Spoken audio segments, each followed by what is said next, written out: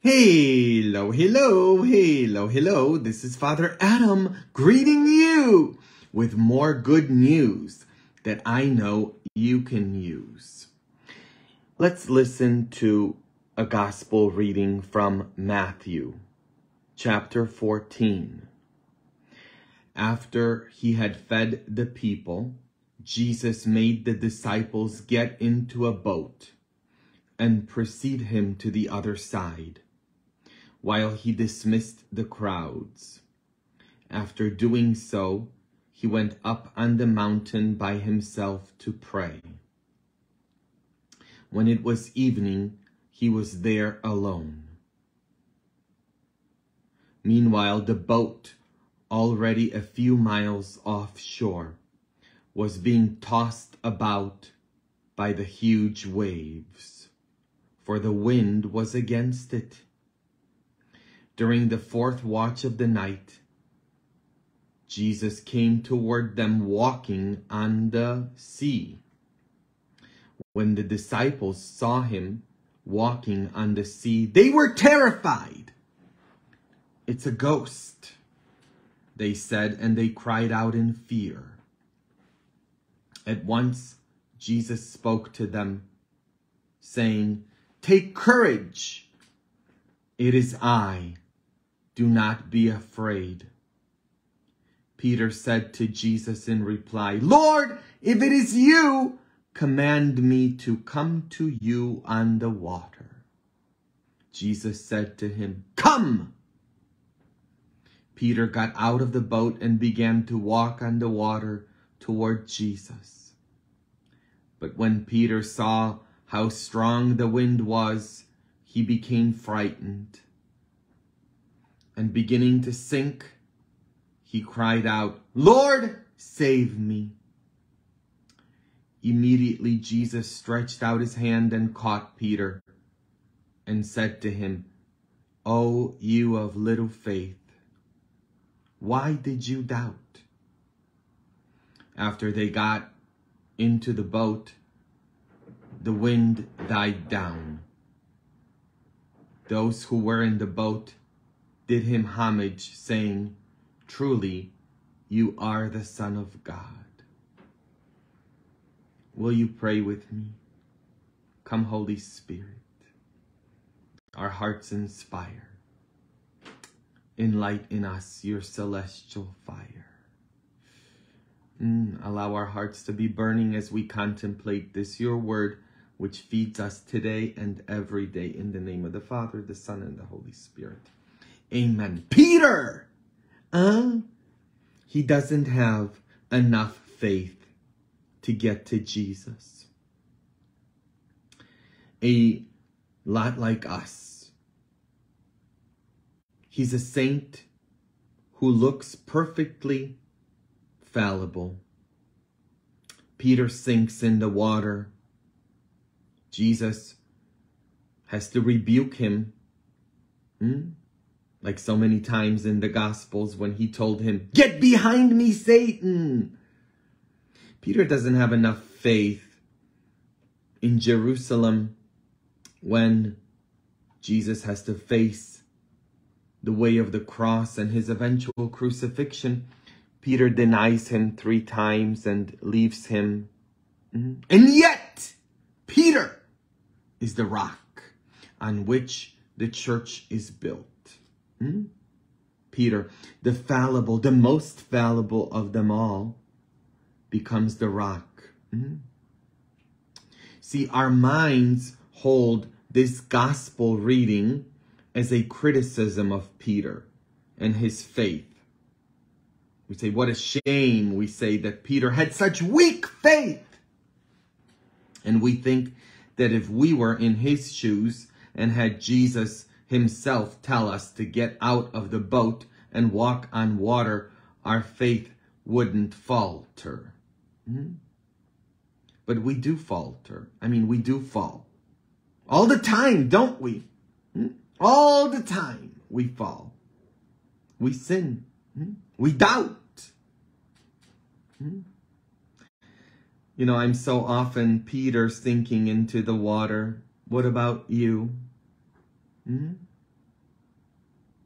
See, I propose that Peter should be our hero. That's why Jesus says, you are Peter, the rock on which I will build my church. Because he should be our hero. Because Peter dared to get out of the boat. And it's very scary out there, isn't it? It's very scary when you leave the boat. Walking in the midst of the storm. It's scary with the winds all around. And the waves. It's scary out there. Even with Jesus right in front of you. And we have him so often right in front of us because he's always with us. And yet the world is scary when you have to get out of the boat because of the storms that are raging there. You have yours, the storms that are raging there that get you scared and frightened. You feel like the winds are blowing against you or that you have to swim upstream. Jesus was calling Peter to come.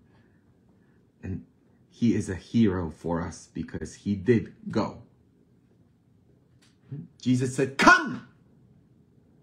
The same thing he's saying to you and me. And Peter's response was to go. To go. He did. Even if he sank for a minute, he walked on the water. That's what I'm focusing on. Even if he sank for a little bit, he walked on the water. He had some faith in Jesus. Isn't that what Jesus says? If you had the faith of a mustard seed, you tell this mulberry tree to be uprooted and it would be uprooted. You'd say to the mountain, move, and the mountain would move. It's not about having big faith. It's about having small faith with big trust. That when Jesus says, move, you move. That when Jesus says, get out of the boat, you get out of the boat. It's not about having big faith. It's about having small faith, but with big trust. That's what faith is about. That when Jesus looks at you and says, dare to leave that boat, you leave that boat. He had some faith. He was overwhelmingly drawn to Jesus. And you know what? He had some faith. And some is enough. The sum is enough. Whatever faith you have. The fact that you are watching me right now, this video, means that you have some faith. And that's enough. That's enough. Enough to get out and start walking on water. See, we read this gospel and we focus on Peter's failure, on his ye of little faith. So much so that we have formed that into a slogan or into an expression in our common language. Oh, you have little faith. But Peter, the icon of imperfection, he's our guy. The one who sinks like a stone is the rock. Why? Because Peter dared. He dared to get out of the boat. The other guys, the other disciples just sat there. They didn't move. But Peter, with his big trust and small faith, he dared to move. They're just looking, the other guys, they were just looking and watching. But Peter jumps out and starts walking. He takes a risk. And life is about taking risks. You risk nothing, you gain nothing. Peter says, I will come out. And the others say, Peter is nuts. Peter says, I'm going to jump out of this boat. And everybody else looks and says, he's crazy. So what? So what? Peter cares less what they think. He listens to Jesus and he gets out. See, we forget that Peter did walk on water. All we focus on is that he sank. I'm focusing on the fact that he did walk on water, even if for a while. He walked, not on the fact that he sank. That's what we have to focus on. See, we think that Jesus was scolding him. Oh, ye of little faith. But it's not so. The original Greek makes it very clear that Jesus is not disappointed. There's no disappointment there in Jesus's words. Rather, the tone is a tone of tenderness, of belovedness. That Jesus looked with his tender eyes at this soaking wet man, and he said to him with great affection, "O you of at least a little faith." And they smiled at each other. Because Jesus knew what kind of faith Peter had. Peter's like, "Did you see me? Did you see me walk on the water?" He was all excited. Yeah, I made a sink, but I walked on water. I did walk. I walked. Yeah, I sank, so what? But I walked on water. That's what counts. Not the sinking, the walking. So in our life, are you focusing on your sinking and the fact that you sank before? Or are you focusing on the fact that you actually did walk on water, even if it was for a little while? And that you can do it again. Because Jesus is always there. Hello, hello. Jesus is always there with his arm outstretched, waiting for you to say, "Come, walk on that water." Yeah, you may sink, so what? Focus on the walking. Dare, in other words, to walk out into the storm and walk with Jesus. Do what feels scary because of Jesus. Don't get stuck in what common sense dictates, because so often what common sense dictates is not going to get you where you need to go. Yeah, it's not going to get you where you need to go. So walk on water. Don't be focused on your culture or your surroundings. Get out of that boat. It's scary, yes, but Jesus is there. The only way to get to Jesus is to get out of the boat, to dare. Faith is not a quantity. It's a journey. It's not about, how much faith you have. It's a journey. We're walking. Christianity is a walk. From the beginning in the early church, they always called Christianity the walk. The Camino, there's that movie with Martin Sheen, The Camino, from Santiago in Spain. It's a walk. We're walking. We're not there yet. Well, we're never finished walking. We always walk. So, we're walking by ourselves? No, we always walk alongside Jesus. He holds out his hands for us, no matter the storms around us, because these raging storms get into our consciousness, and then we begin to sink. Those were, "Where are you, God" times. You've had those times in your life. Where are you? When you get a cancer diagnosis,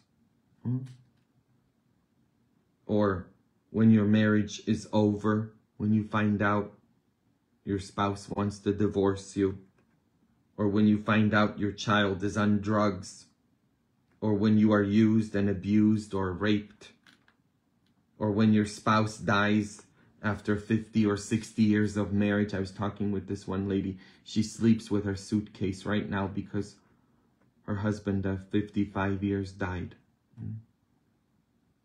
Her world has collapsed. She feels like she's sinking. She says, where's my faith? Why is my faith so weak? Well, you know, it's not about having big faith, I told her. Same thing I'm telling you. It's about having small faith, but great trust that Jesus is going to get you through it. I said, you know, this is very fresh right now. It's only been 7 months that your husband died. Give it a year and then start dating. Dare! Oh, she said, this is not what I wanted to hear. Well, obviously, this is not what you want to hear, but that's what you're going to hear because I'm going to tell you. Or when you lose your job. Or when the depression or the anxiety set in, when you can't pay your bills. My brother lives in the Chicago area. And I was speaking with him, and it's unreal. Their taxes, property taxes, are $15,000. Yeah, I mean, it's really bad. Really, really, really bad. He says, you know, every week they're spending so much money on food, so much more than they did. Gas prices are off the roof. He's like, you know, I feel like I'm sinking. I can't make ends meet. Those times when you feel your faith sinking, you berate yourself so loudly and so guiltily. You feel so guilty that you have so little faith. And you tell yourself, why do I have such little faith? Instead of having, instead of saying, well, at least I have a little faith. How about changing the narrative? Not, why do I have so little faith? But saying, at least I have a little faith. Hello, hello, hello. Stop beating yourself up. Like Jesus looked at Peter and said, my dear one, my beloved, look how you walked on water for a minute. Feel his hand on the journey extend to you. Always, always, because he always pulls you out no matter what. That's Jesus. He always will pull you out. Always, always, always. He holds out his hand, always. Peter is our hero saint, our model, the rock on which the church is built. For he wanted to walk on water, but then he sank. Just like us in our journey of faith. And as Jesus pulled him up, so he will pull you up.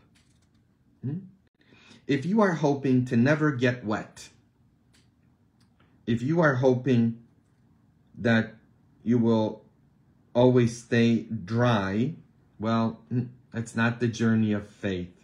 If you are hoping that there's never going to be a storm, that there's never going to be winds against you, that's not the journey with Jesus. We get wet. We all get wet. Faith tells us that every single time Jesus' hand is there to pull us up. This side of the grave or the other. Have you ever thought of that? This is so powerful for me. I've been really reflecting on this. That Jesus doesn't just pull us out of the water right now when we are alive, but he also does it even after we're dead. There's always hope. That's why being Catholic is so beautiful. That's why we have this doctrine of of purgatory. Because we have a God of second, third, fourth, fifth chances. You know, I pray the rosary every single day because my grandmother taught me that when I was small. And what my grandmother taught me, I have to do.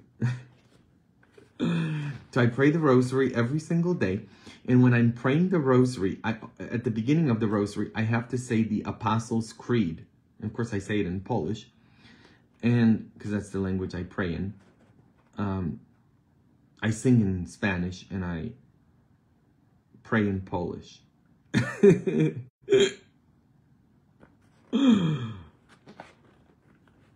So you have the creed at the Apostles' Creed at the beginning of the Rosary, and we profess there that after the resurrection, Jesus went to hell to pull out all those who were in hell. Do you get it? So much does God love us that he won't even let us remain there in hell. He's going to go after us to pull us out. Wow. That hits me. It's been hitting me in these past few months especially. That so loving is our God that he even goes to hell for us. Wow. I mean, Jesus died on the cross. God died for you so that he wouldn't have to live without you. Wow. Amazing. Amazing. He will never let you drown, sink. Never! And so I have a question for you. What's so great about the boat anyway? Have you thought of that? You know, Peter got out of the boat, but the others remained in the boat, in the safety of the boat. What's so great about the boat anyway? I've been on boats many times. I mean, I lived around the lake in California. I got on boats all the time. Okay? I lived near the ocean. I got on boats all the time. What's so great about the boat? It's stinky. It's moldy. Yeah. It may be safer and drier. But there isn't enough room for everybody on the boat. It's tight. It's better to be on the water. I couldn't wait to jump out of the boat and into the lake or into the ocean. Can't wait. It's better to be on the water. So walk on water. Dare. Dare. Like when Nelson Mandela, who during the apartheid years in South Africa was imprisoned for decades, and then became the president of South Africa. And he invited his jailer to the inauguration. Wow. To dare. To change your surroundings.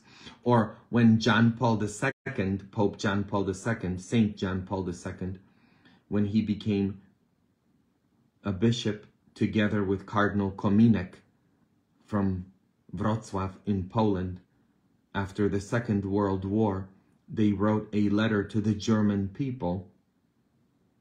And in the letter, they wrote, "We ask for your forgiveness and we forgive you." Now, who wronged who? Germany started the Second World War, put concentration camps, tortured and bombed.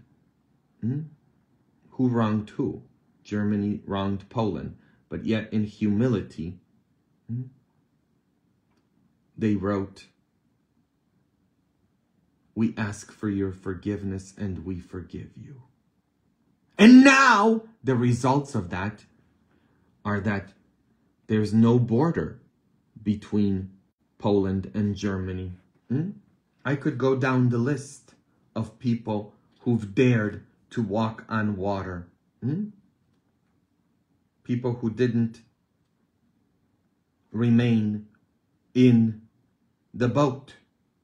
Right now, during this war that Putin started in the Ukraine, Poland has 8 million refugees. Historically, people who were enemies, so many Ukrainians murdered Poles during the Second World War. I mean, my family escaped the Ukraine after the Second World War. Some of my family is still there, but and they ended up in Poland, and the atrocities that were committed And for Polish people today to welcome Ukrainian people into their homes, not in refugee centers, into their homes. Huh? Wow. That's a daring move, isn't it? When the country en masse says, we're going to open our homes. How much different would the situation in the United States be today if we actually opened up and said, you know, all these millions of people who are here illegally, no human being is illegal, okay? All these people who are here undocumentedly, if we welcomed them, how much different would our world be? Instead, in places like Florida, they even mandate that hospitals have to check your immigration status to fill people with fear. How much different would it be if we dared to be welcoming, to welcome the stranger? Wow. How much different would it be?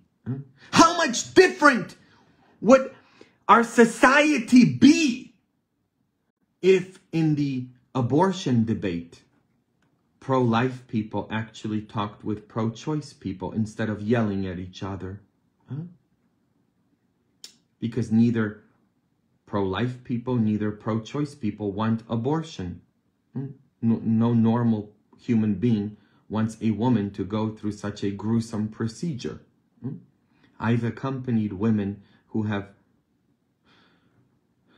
been through this horrific experience in their life. I've never met one woman who has not regretted her abortion ever. And no normal human being would ever want another human being to go through such a horrific experience. All it is just talking to each other instead of yelling at each other. How much different would it be? How much different would it be instead of just shouting at each other? And extremes on either ends. How much different would it be if we talked to each other? I'll never forget when I was in Pelican Bay visiting inmates, Pelican Bay Maximum Security State Prison, where I spent 3 years visiting inmates. And one of them was, at that time, they still had the death penalty in California, and one of them had the death penalty, a sentence for the death penalty. And there were two groups outside of the prison shouting at each other, one in favor of killing him and another one against the death penalty. And they were just shouting at each other. And I see in the distance, there's a lady, and she's just praying there with her rosary. She was a Latino woman, because most of the inmates were Latinos, Mexican Americans from Los Angeles. And I approached her and I asked her, I said, you know, how come you're not with either side? Because they were all yelling at each other. And she was just like in the corner with her rosary. And she says to me, the one they're shouting about, he's my son, she says. He's my son. They're shouting about my son. And she was crying and praying. Wow. Wow. And neither group would dare to speak to one another. They just shouted at each other. That's how it is. Wow. See, get out of the boat. I've got other stuff written here. I'm almost done. Get out of the boat is what I'm trying to say today.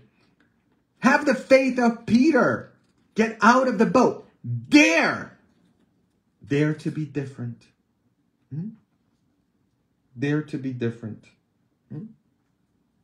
When this lonely lady that I spoke with, I told her, get a profile online and find yourself a guy.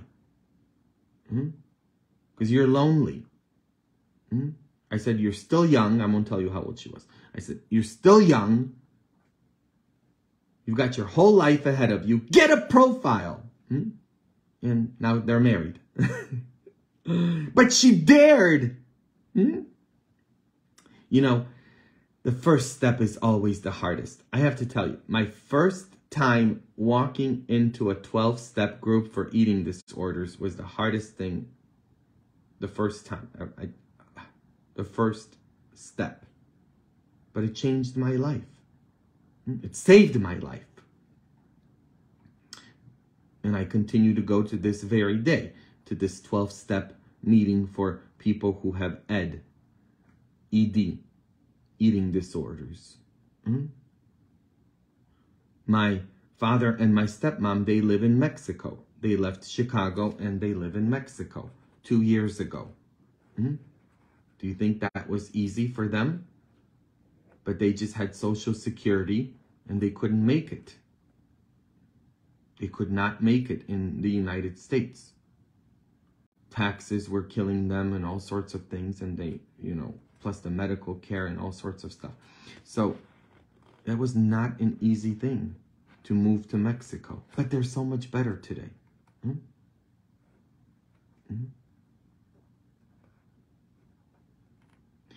I talked with a 70-year-old lady that I know that needs to have her knees replaced.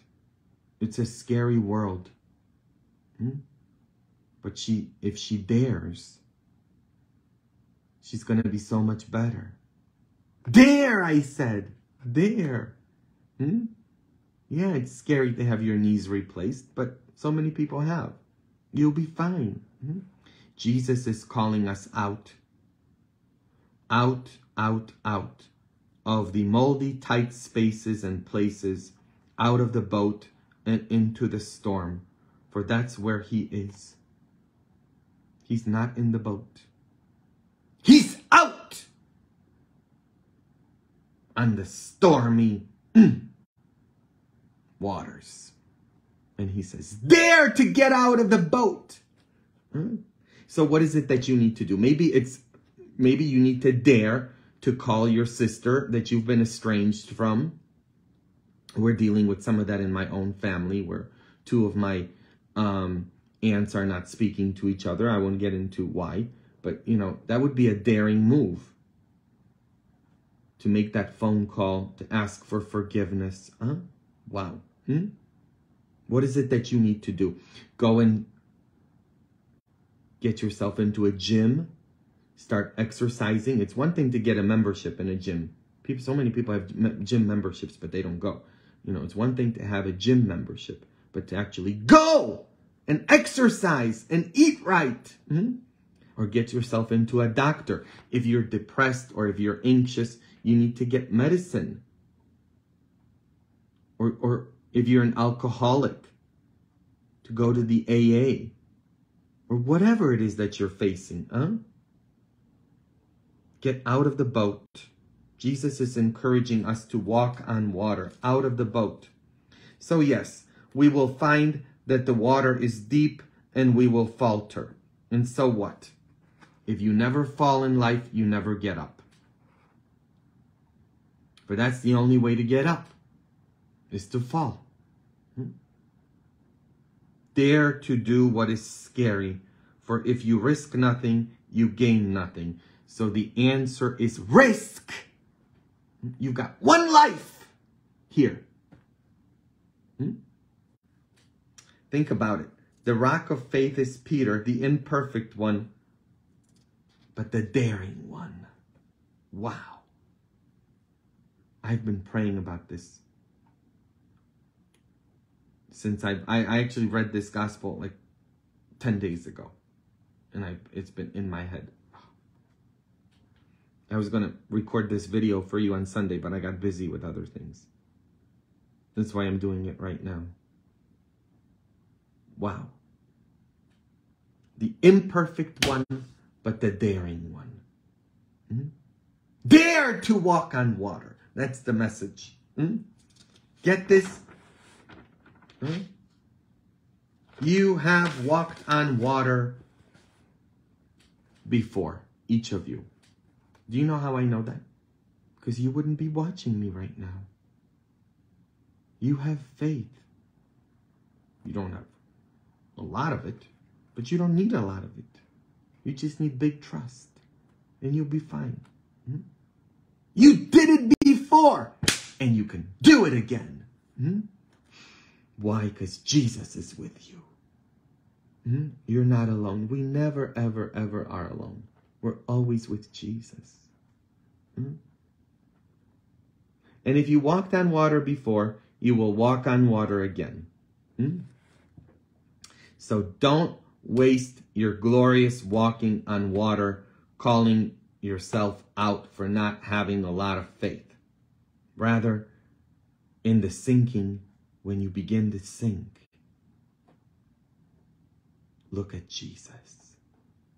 He's there with his arm outstretched, saying, take my hand. Together, we will make it out. So continue the journey, daring, risking. Daring and risking. That's what the journey is about. Only when we dare, only when we risk, can we walk on water. Happy walking.